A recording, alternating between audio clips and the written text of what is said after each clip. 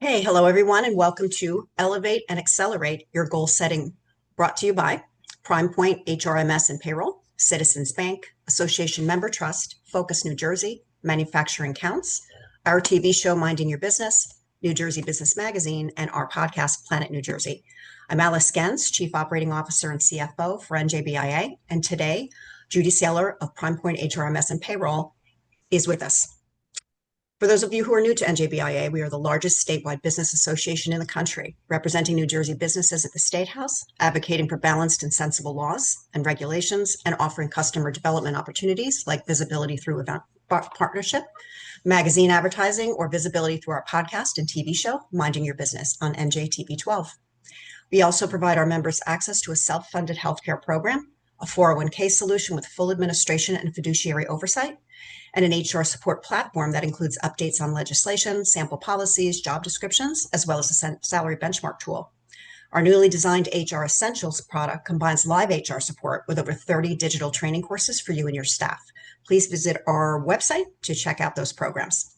Speaking of training, we've got another great program coming up on October 21st, Digital Leadership and Innovation, part of our leadership series. This is a virtual program. I hope you can join us for that.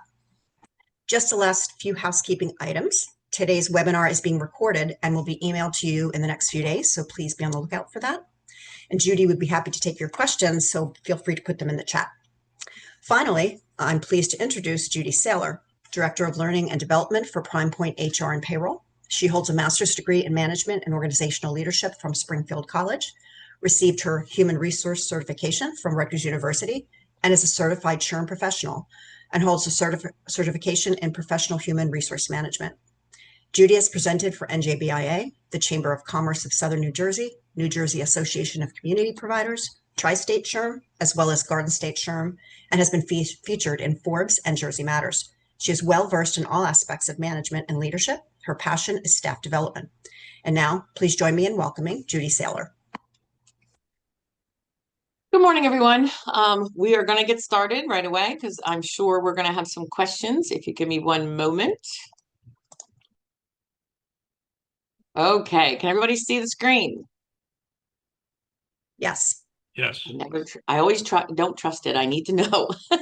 Thank you, everyone. So we're going to get started, and I wanted to kind of get you off on a good setting. My name is Judy Saylor, as you heard. Thank you for being here. I do think that this is one of those topics that is undervalued, and yet once we get through it, people go, oh my gosh, I need to XYZ what I'm doing. Judy, I'm sorry. There's a window that has popped up in front of our screen. Sorry. I don't know why I did it. Perfect. Thank you. It was hiding. We've all achieved a certain level of success in our careers. And with that, you know, we've climbed, we've learned, we've made colleagues, we've improved ourselves. But at a certain stage, as a result of all of the changes that business is making now these days, we want to tighten that up and make sure that we're evaluating what we're doing and then ultimately developing goals to reach higher and loftier lights. When we talk about what we need to do in order to do this, the first thing that comes to mind is kind of a self-evaluation and self-reflection. It is not meant for you to reflect on all the negative things. The goal is to think about, what are the things I've done well? What are the things I might want to change? What are the things that I need to do for my future? Okay. And self-evaluation comes in a variety of ways. Personally, I'm not a journaler. I just don't get it. I write lots of things in notebooks and what have you, but I just don't seem to get that piece to it. Often with a lot of these different meetings that we're all going to, we will do debriefing with colleagues, right? What did you think of this? What was your take on this? What can we do to make this better? What is, you know, having those conversations potentially over lunch, not, you know, formally done, but having that conversation where we're all getting some input into it and we're determining what is it that we want to do against or with what is going on with things at work. And the third, of course, is then sharing experiences with colleagues. I'm one of those folks that when I present, I like to tell stories. Why? Because stories people remember. I like to make people laugh. I like them to learn something. I want them to feel like they're taking away information that's going to help them for their future. Over the next hour or so, we're going to talk about some ways that we can work to keep ourselves from getting stagnant. And stagnant isn't bad. Stagnant is just when we've reached a certain point in our career and we're kind of going through the motions potentially, and we're not moving up a level, we'll say.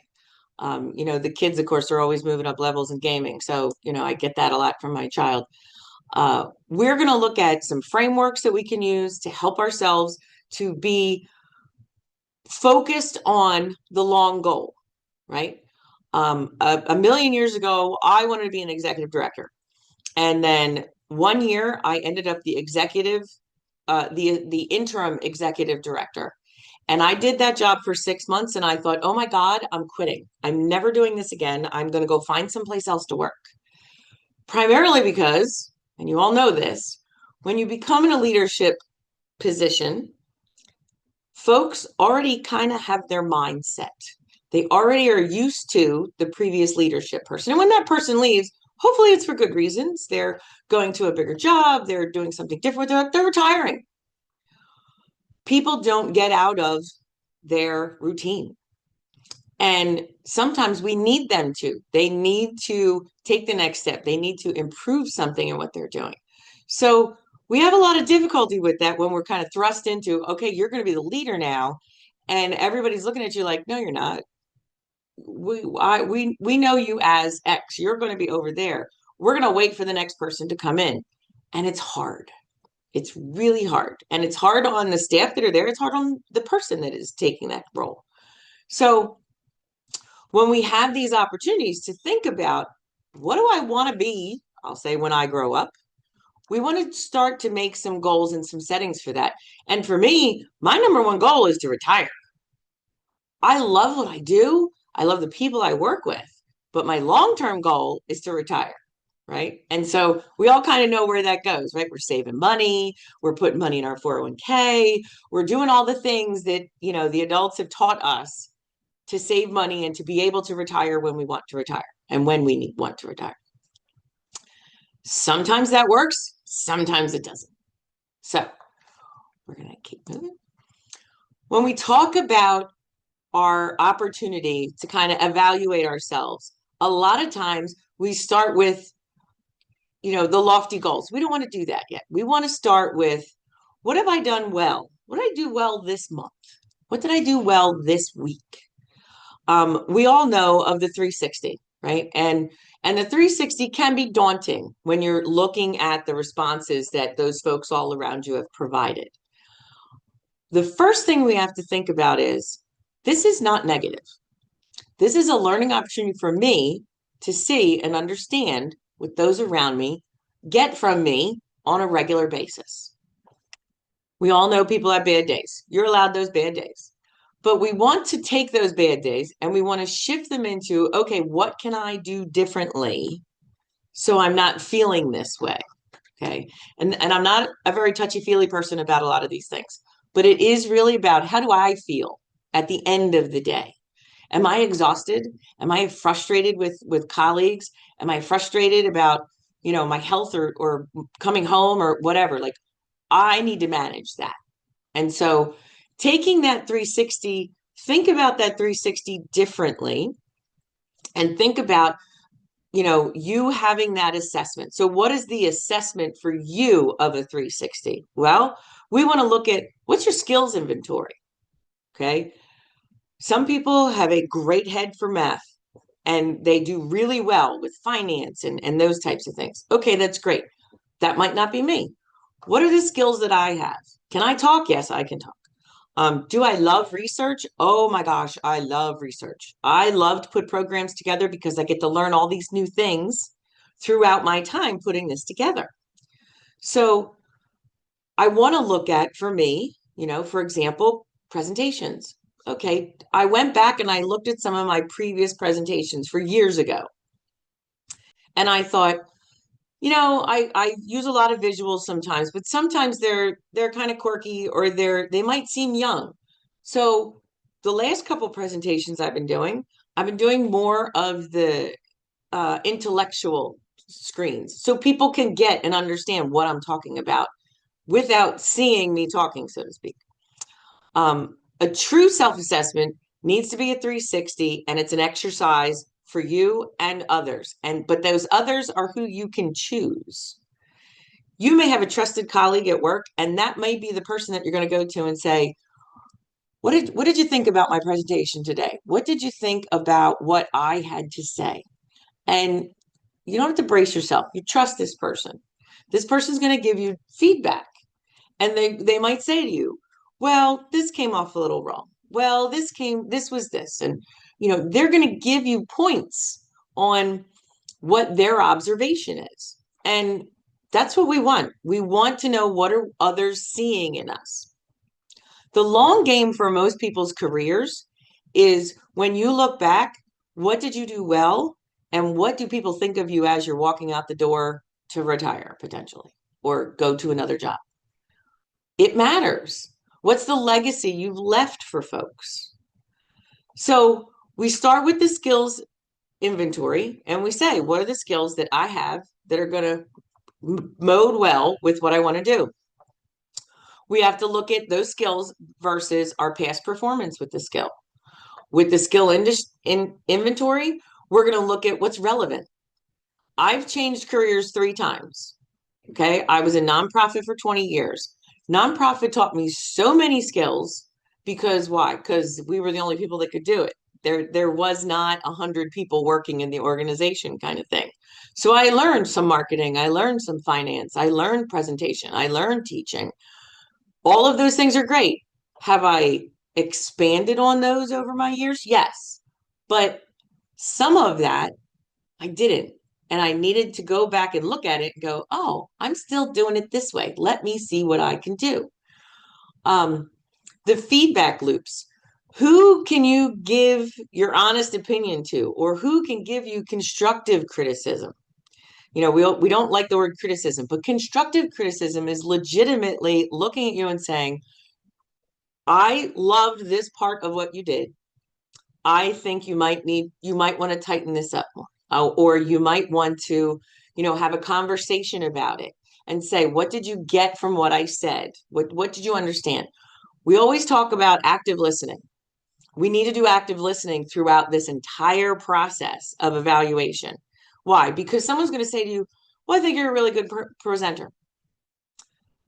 And then you're going to say, so let me understand. You like everything about my presentation. And the person's going to go, no, that's not what I said. Right? You have to pull it out of people sometimes. And we have to use that active listening to say to them, okay, you said this. Can I explain and then talk about it again? Yes, absolutely. Why? Because we want to show improvement of ourselves and the other people. When we talk about, honest reflection, the next steps are to get beyond what I do as my focal point. It's really about, what is the impact I have? Okay. I love to teach. I teach for the colleges.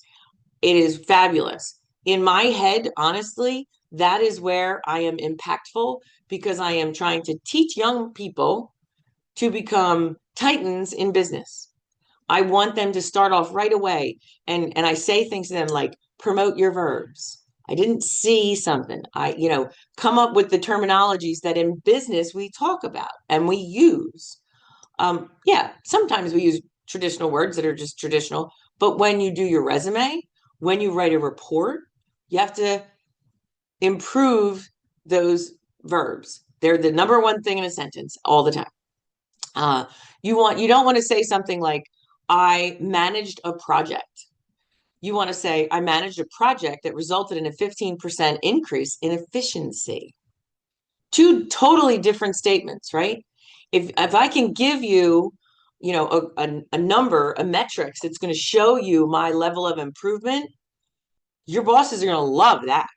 They're going to go, oh, you're managing that. You're documenting this. Oh, this is great. Thank you so much. You should never go into an evaluation with a supervisor or even a subordinate without having done your homework all year. Every time you do something, you want to have that folder in your desk and you're going to put those documents in there. So when it comes time for your evaluation, a month before that, you're going to take all that out and you're going to write out all of the things you did. Because why? Because if you're doing 360s or you're doing performance evaluations, you want your best foot forward. I would not want to put on there, I manage a project. That doesn't mean anything, at least not to a supervisor who's looking at what you're doing.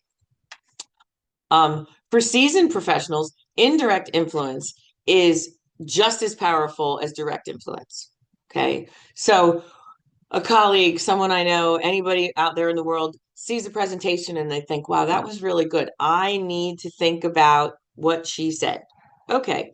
And then they reach out to me and they say, you did this program on X. Can you talk to me about this one slide? Sure, absolutely. Why? Because I want my legacy to be that I'm a helpful person who's going to help others to attain their goals. We sit down, we talk about it. We might go to lunch, we might hang out. My goal is to give that person what they're asking for and what they need and make it so that they can use that to support themselves for the future. If you're working with humans, we all want to support each other at some time. Ultimately, it's about that legacy. What do you want people to say about you and your contributions when you're no longer in the room? And sometimes it's, the retirement or we've got another job. But who in the room is saying, oh, she did a great job on this project for us. She did this in 15%, blah, blah, blah, because you had that conversation with someone. And people will take notice. It's always about who in the room is willing to support you as you're moving forward and making sure they have the information to help you move forward. So some of the tools for this are old school, but definitely positive opportunities, right? So, how do we go about doing this? The first I suggest is a personal SWOT analysis. We use it for business. You can use it for you. Your quadrants are going to be a little different, but that's okay. We are going to change what some of these items are, right? And we're going to use them in a way that's going to explain what I need in my 4 quadrants, okay? When we move to the structured opportunity, a lot of folks will use journaling. I personally don't. That's okay. If you want to do that, that's great. Even if it's just something in your calendar. I do put a heck of a lot of stuff on my Google Calendar because I have it then. I know when I started a project. I know when I ran into a roadblock with a project. I know, every time the child was sick, so I can pay attention to what's going on in those things. Sometimes it's helpful, sometimes it's not, but that's my version of journaling, I guess. The other part is that we want to have a flow exercise. This is about identifying when you feel the most alive at work. What are the things at work that make you go, oh my God, this is so great. I love working here. Now, for me, and I tell this all the time, you feel free to giggle about it. I plan to retire from Prime Point. I'm never leaving this job. This is my last job. And I've even changed jobs within being in Prime Point and moved up into other areas, but I'm never leaving here. Why? The thing I love about it here is that it truly is a family group and everybody's treated like family, whether you have the same last name or not. So I've always looked for that kind of positivity in an organization. And when I found it, I'm like, yep, staying here for the rest of my days. Others are looking for things like maybe they want mentoring. Maybe they want to take classes in something specific. Maybe they want to improve. Everybody here always wants to do the improvement Excel stuff because we use a lot with spreadsheets. And so most of the folks here have taken a professional course in Excel because it works. It manages for them. So some of the items that we're going to think about, okay, is how do you set your purpose? Decide if you're evaluating for the career, for growth performance, for reviews, for personal development. What is it that you want for your purpose to be? Okay. Then gather your feedback, right? Do the 360, do the SWOT analysis, do something that's going to get you an opportunity to have feedback from people. Even if it's literally just shooting somebody an email and saying, what did you think about my conversation today in the meeting? Was I clear? Was I concise? Did it make sense to you? Okay. It's not devastating if somebody doesn't like something that you've done or said. Then we want to define the standards. Use a framework. Everybody knows SMART goals. We're going to add the SMART goals in a little bit. And I'm going to show you some other steps that you're going to want to take in order to get beyond SMART goals. All right. Because now we've been in business a long time, all of us. I'm probably old compared to most of you, but you've been doing this a long time. It's time to refresh and get the next steps in where we want to be. So when it comes to the SWOT analysis, right, if this is your first step, and I got this from a group called WordStream, I think it was better than some of the other items that I looked at.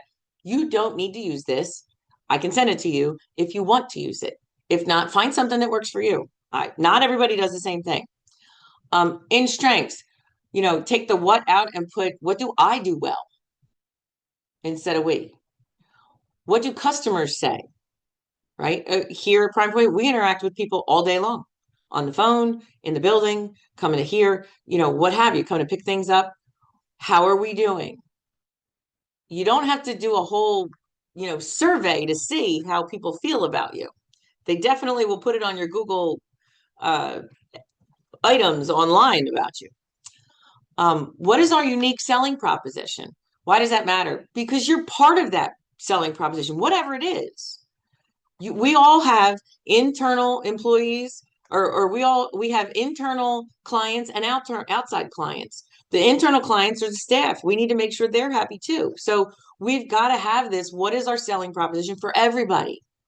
And we had a great presenter come in and do a whole program on us about selling, actually, I think it was called about not selling, because it's not about the selling. It's about how you interact with people and how you react to people and how you respond to people that matters so much in business. What kind of loyalty do our customers have to us? And have I worked to build that, right? When we do a presentation, I want to make sure that everybody's getting something out of it. I pour a lot of time into these to make sure that, from A to Z, folks are getting enough information out of it.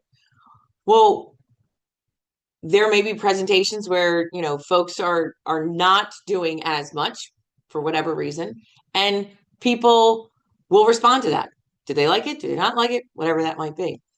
When you think about opportunities, what are opportunities for you? Well, I could take a class. I could go to somebody else's workshop and see how they present. I can look at the calendar for the year and see, do I have too many things in this part of the year and I'm not giving enough to my client base in early spring, we'll say, right? Lots of conferences, lots of speaking happen from September to December.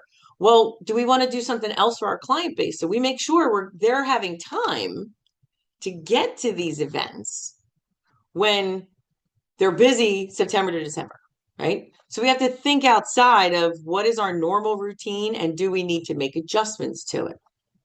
Are there upcoming events that would support myself, our other client bases, or any of my colleagues outside of this? Why? Because my colleagues outside of this are just as important as everybody else when it comes to what my legacy looks like. It is always about that person in the room that's going to bring your name up and say, oh, they'd be great for that project. Oh, they'd be great to do this. Oh, you should reach out to. What are the weaknesses? What can I improve on? I get too frustrated at times about things, especially the computer when it wants to not work. And it stares at you and the little spinning wheel is going. I'm one of those folks that could throw right out the window for it. What are the things that I complain about frequently? I get stuck on, I need more time.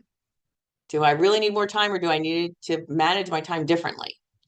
I got one of these new, literally, it's called an ADHD pad, and I'll show it to you at the end. And I use it as kind of a brain dump for when I'm going to do a project, when I'm going to do a new PowerPoint. So I get all my notes on there, right? And I just kind of go all over the page, and then I add in, like other items and things that might work with it, and people that I might want to pull in to present with me because I'm thinking about them and they do this and I do this. And then I take that and I organize it. It sounds like journaling. It's not journaling because it's just about one project. Okay. But if my boss came to me and said to me, "So how did you put this project together?" I could show him. I have it specifically like laid out so he can see it. And why does that matter? It's always good to have the proof, right? Uh, we, I'm not a direct seller. I'm an ambassador for Prime Point. So I reach out and meet people and engage with people and bring people to the table with us who may want to sell with us and be engaged with us. Well, how do you manage that? They're not looking at somebody and saying, "Oh, Judy talked to this person. That's why they came to Prime Point." We don't know that. We're not talking that way to people, and that's okay. But my job is to get out there and be able to profess, what do we do well? What have we learned? And how can we help you? It's always about helping people. That's really what it boils down to. Um, do you have limitations? Yeah, you got an 8-hour day to work. And some of us work longer hours than that. And sometimes that's where frustration comes from, not gonna lie. You have to figure out, what is my sweet spot. Am I working, from this time to this time during the day, and then I'm going home and having dinner with my child and my hubby, or, we're doing something with the family outside of the house. And then at night, when everybody goes to bed, I look back at something and kind of finish a project I was working on, or make notes on something I was working on. I don't go crazy. I used to go crazy. I will fully admit, when I started doing this project, for this PowerPoint, I started looking at the amount of time I was doing other extra work on the weekends and evenings. And I was like, whoa, what am I doing? And it's not bad. Sometimes it's necessary because I have a conference I'm going to on Monday and I need to get that done over the weekend, or, to tighten something up or to fix something. But at the same time, burnout is a thing, and we all know it. You've seen people burned out. You may have been burned out. And when you are burned out, you are not your best self for anything, for evaluation, for goal setting, you name it. You're just not, because you're not in that mind frame. And, of course, there's always threats. And we know this about, the business world. There's always threats. The economics of a state, the economics of an area, the economics of the country. We've got a lot going on in a lot of these things. We also see there are huge changes in how folks communicate something that they don't like, right? So, used to be, if I had a bad experience with a business, I would tell 10 friends. Now, folks are on TikTok, they're on all the social media, and they're telling millions of people about you. I can only imagine any one of you, if I say the word Phillies game, about the baseball, right? That woman is being tormented. Why? Because everybody went online to find her when at a point she made a bad decision, in my thinking, and she didn't come off as the person she probably is. We have to be mindful of this. Cameras are everywhere, people are everywhere. If we're doing what we're supposed to be doing and we're doing it well, because we're not all perfect, we're on the right track. I'm sounding like your mom. I'm sorry, I didn't mean to do that. Now we're going to move into the goal setting. We've already gone through more than enough evaluation. We've got folks who are supporting us. We have colleagues who are giving us direct feedback. We may do a 360, totally opportunity. You may do just a simple eval. Take a piece of paper, right? What did I do great this week? What I failed at? What I fell down on? Who do I need to connect with next week to improve my week, right? And then fill in the blanks. You can do it Friday morning and and then use it. That's where the key is. It's using these tools to make our goals become realities. So once you've reflected, it's time to set a new direction. We know SMART, right? And with SMART, it's, about the specific, measurable, achievable, relevant, time-bound items. We're going to do SMART-er. We're going to add an E, and that's for elevating what we're doing. We're going to take a step up from where we're at, and we're going to focus on that improvement. And then we're going to add in an R for revising. Your long-term goal can change every year, every month, every week, and that's okay. It's your goal. No one can tell you that you can't have that goal. It's your goal. Whatever that's supposed to be for you, that's you. So we make our list and we look at, the specific, measurable, achievable, relevant, time bound. In 5 years, I want to be a professional presenter who is paid to do keynote speaking, right? Write that down. Write that on my notes. Okay, that's what I'm going to look at. Now I'm going to say, is that really my goal? Maybe it's that I just want to be a better presenter. I don't know, but I'll think about that. Elevating is taking this item to the next level. So now that's where that I want to be a paid presenter comes in, that elevated level. Not everybody wants that. Some people would like to be able to go home every day at 5 o'clock on the dot. And if that's your goal, start there. Because that means there's something for you that you need that. You need to be able to walk out the door at 5 o'clock if you can. The revising, we get kind of tied up in, oh, this is my goal and that's my thing and I'm going to stare at it. If you wanted to put $5,000 in your bank every quarter and you don't make that goal, is it the end of the world? No. Can you go back and revise your goal? Maybe it's $2,000 in savings. Yes, you can do that. The revising part is going to come with different things because once you start doing goals, you're going to do them for a lot of things because you can see the outcome that you're getting to, right? Long-term, in 5 years, I want to be a paid presenter, right? Okay, that's great. What do I got to do to get that? I have to have myself videotaped multiple times. I have to present in a forum and have that videotaped because in order to be a professional speaker, you have to have video of yourself speaking, right? And it can't be this, virtual, I should say.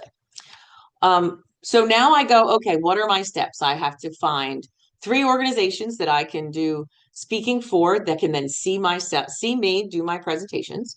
I probably have to look at some higher level presentations like this one, right? Evaluation and goals. This is a tough one. This isn't fun. This isn't fun. And it's not, legislative. It's not, here's the facts kind of thing. This is where you guys have to decide how do you want to work this for you. So once we've done that and we look at our revising, we have to accept that revising. I may say to myself, you know what? It's more important for me to support my son to graduate with no college debt. That's the goal now. We're going to make that be the goal. Why? Because that's really important, right? I'd love for him to graduate from college with no debt and be able to start off his life as an adult. Adulting.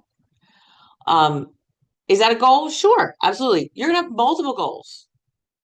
And you're going to have to decide, sometimes I'm going to put this goal up a little higher and sometimes I'm going to put this goal up a little higher. It's going to depend on where I'm at that week, of course. Okay. So setting goals with purpose. This is part of the tougher statements that we're going to do. For the first part, impact goals. What is an impact goal? It's something that is company-wide, that it could be a big initiative. It could be that you're going to mentor someone who is potentially a junior to you, or you're going to mentor someone who's in your industry, but not in your organization. And why is that important? Because one, you know a heck of a lot. and you are brilliant and you can do hard things. And you being able to help someone else get to your level is important. Why? Because someday we're all going to retire. And the next generation of folks who are taking our jobs really need to know how to do it.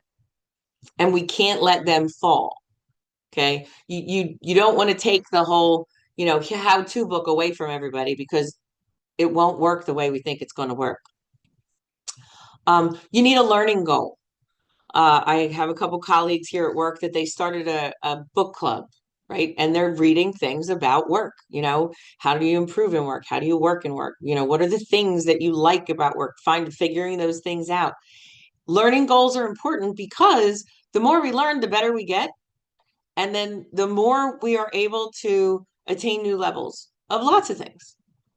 You have to choose which ones you want, of course. And then, of course, well-being goals. And lots of people are talking about mental health in the workplace and mental health at home. And I get it. If you are not in a good place, it's hard to function. It's hard to deal with people because there's a lot of peopling out there on a lot of days. Your well-being goals, better work-life balance after work. Better opportunities to integrate into your process a walk, right? You don't have to do huge humongous things to work to improve your well-being. You have to start somewhere, and then you have to make those steps to move forward. And that's often it's a family thing too. I notice from colleagues that I've talked to when I was putting this together. A lot of folks started to talk about how, I get home from work and we all go take a walk before we have dinner, or we have dinner and then we take a walk and the whole family goes, kind of thing. There is opportunities that are often missed. Networking, for example. Lots of people don't know how to network, and that's not a bad thing. It's that it's not comfortable. We typically want to hang out with our friend group. I look at it as I'm just expanding my friend group. I'm running a conference in Atlantic City in 2.5 weeks. And to me, all of the sponsors, all the attendees are my new friends. And I'm talking to them a ton. I'm sure if you've done any of these things, like if there's 1,000 questions a day about, where are we parking and where's the hotel and where's those things. And it's fine. And I get it. And I send a lot of information out, but at the same time, sometimes folks will say, this is our first time coming. What should I do? I'm happy to talk you down off the roof. I will help you get through this. That is my well-being piece, because then I'm creating colleagues that I'm going to stick with for a while because I like them. I trust them. They work well with me. They work well with their people when they're at the conference. I scope people out. I only want to be around good people. So the next piece now is going to be this advanced goal setting. And this is different than our 360. Okay. This is looking at what's called OKRs, and it's the objectives and key results, right? So I set my goal. I'm going to be this presenter that I want to be in the future. Okay, what are my steps to get there? I need to present 3 times and have all those things videoed. I need to have someone, maybe I need to go and have a professional stylist come up with outfits for me, right? Because I want to have that professional, crisp look. I want to look good. What am I doing? Okay, so as I'm doing those, I'm aligning each of those personal goals with my also business priorities, right? As a short example, if you are healthy at work and at home, you feel better, right? When we were all stuck at home during 2020, I mean, it was a very difficult time in our country, but at the same time, I was home. I knew my child was safe. I was working from home. My husband was working every day out of the house. He works for UPS, so you can picture what that looked like. And, he would come home and I would literally say to him, get in the shower immediately, clean off, etc. We had a great opportunity as the 3 of us to just be together and manage and have more time for each other, right? And then As we came back out and everybody started going back to the office, then that changed again because now, I'm leaving at 5 o'clock or he's leaving at 5 o'clock. And, we're later now. So the timing is different. So now we shifted what we were doing then to our weekends. We do something fun every weekend.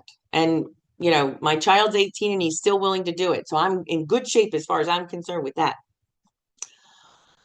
Your personal goals and your business goals don't have to run in congruency with each other. But it's good if one is paying attention to the other side, right? You've got to say, so my business goal today is I need to get this report completed, right? My manager wants this report completed. That is my manager's goal, and I need to attune to that. So I may push the personal goal of taking the walk till later. So I can be sure I get that priority goal down for the boss, right? And it sounds silly, but you do have to sit and weigh things. Is it better for me to go home and have dinner and have my time with my family, and then when they go to bed, I can do my work? Or is it better for me to do it at work? You're weighing options in order to make sure your goal setting isn't hurting you in a way. It's supporting you. Okay. You're going to take the backwards design. I go from the end and goal. The end is what I want, right? And in the end of this conversation, I want to spend time with my family. So, okay, that's the end. What am I doing? Is all of the material I need in the office, or is it online and I can get it as soon as I get home? Okay, it's online and I can get it when I get home. I'm going home. I'm going to have dinner.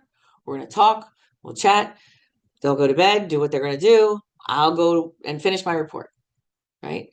Is everything in my office and it's paper? Well, I'm staying at the office then. And that's okay. We'll just adjust our weekly time together. It is easier when you're looking at the goal to start to put those pinpoints in of what do I have to do to get to this? And you could have big lofty goals. You could take your boss's goals and put them on your list because they're potentially things that you're going to do sometimes. I always, always, always say to people, you need an accountability partner. Every workout person, every jogger, every, people who are trying to get healthier, they have an accountability person. Why? Because it gets them to do it. You don't want to let your friend down, right? You and your friend agree that we're going to get together. We're going to be healthy together. We're going to walk at lunch every day. You're not going to let that person down. Of course, if it's thunderstorming, yeah, you're going to let them down. But walk in the building, do something. It can be more fun. It also makes it so that you're going to do it. You don't want to let your peers down. You want to be engaged with the folks that you like, and those are the people you're with. From plan to the action part, and this is that spot where the rubber hits the road. You have to build your map now. And it could be you have goals to achieve, right? Say my big goal is I want to go on a cruise with my family. Okay, so I take that, a cruise is at the top of the list. Then I'm going to look and I'm going to go, okay, how many pay periods do I have till then? How much money do I have to put aside? And do I have enough vacation time, etc. You're making those goals and you're making it actionable. Okay, I need this much money. So every month I have to put in X number of dollars to achieve paying that bill for the cruise, right? It's actionable. I'm doing something about it. You're going to allocate time and resources to it. You're putting money involved in this. Your time is involved in this. That you're going to use vacation time potentially. Your spouse could be your significant other. If you have children, you may be pulling them out of school. I did that. I was that mom. I was like, we're going on a big vacation. You're coming too. And you're not studying for the SATs at this point. So off we went. When he got into college, I didn't do that anymore. But it's still, that item there that you have to think about. How am I going to manage this? You do need to identify the potential roadblocks, right? I was supposed to take a big trip with all my girlfriends in January 2024. January 15th, 2024, the dog ran into my leg and broke my tibia plateau. No, I didn't fall and break it. His head broke my knee. I was not going on a cruise.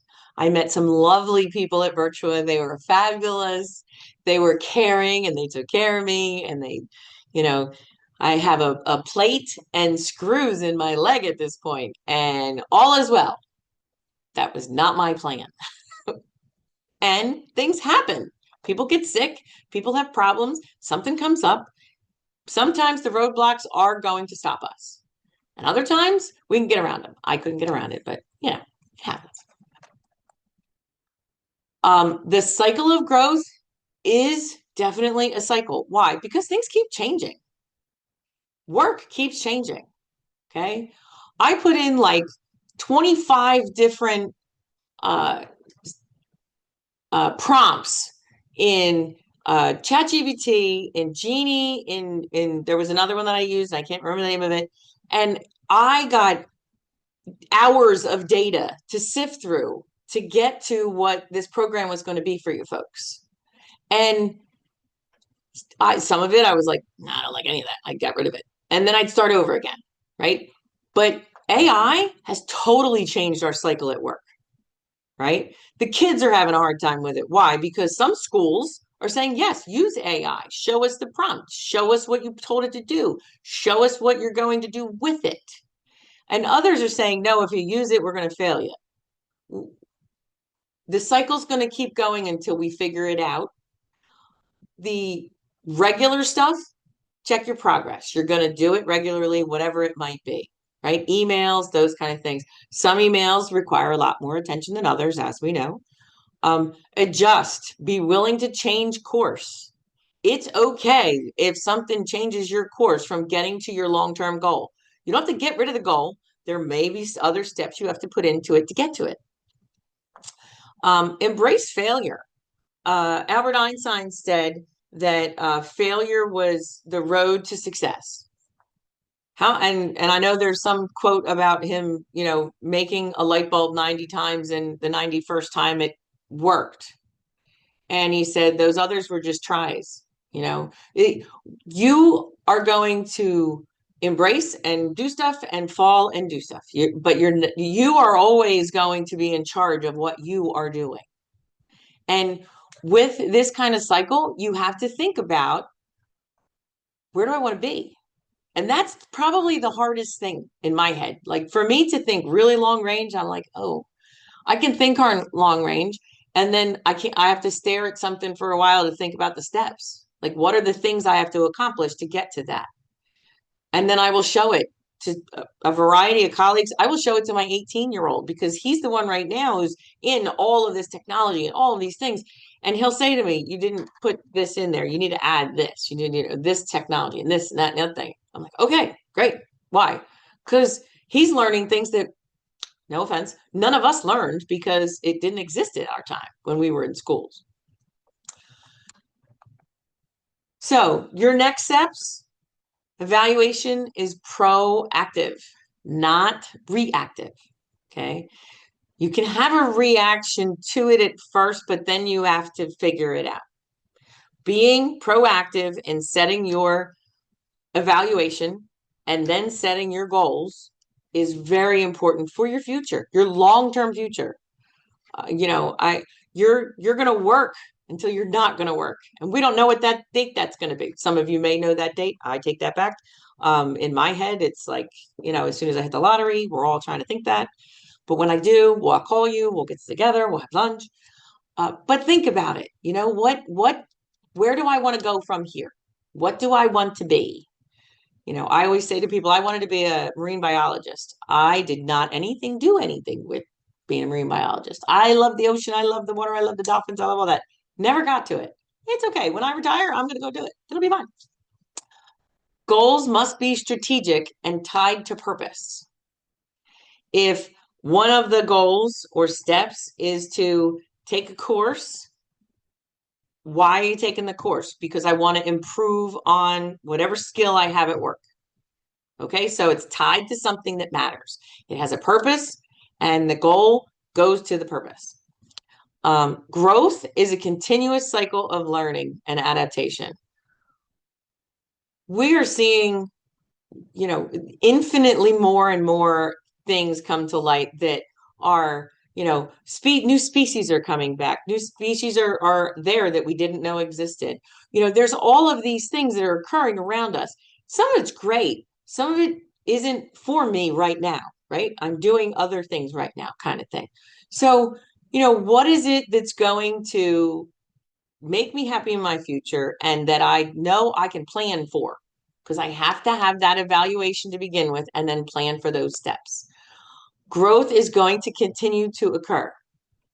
There is a organization in Denmark that has moved into putting a chip in their staff arm, and it is the way they open doors in their office buildings, and their credit card is tied to it, and they can pay just by swiping their wrist over this one spot on whatever it is.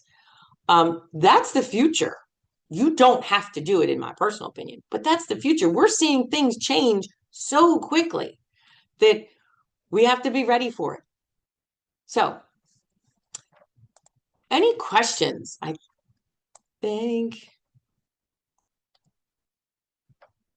don't think we had any questions. Do we have any questions now? You did such a great job, Judy. Thanks. I was like, wait, did you all leave? Well, that was great. Thanks so much for joining us, everyone. We'll be sending out the recording of today's presentation via email in the next few days. And so until next time, for Judy Saylor of Prime Point HRMS and Payroll, this is Alice Gens thanking you for being with us today and wishing a great rest of your day. Have a good one, everybody. Bye-bye.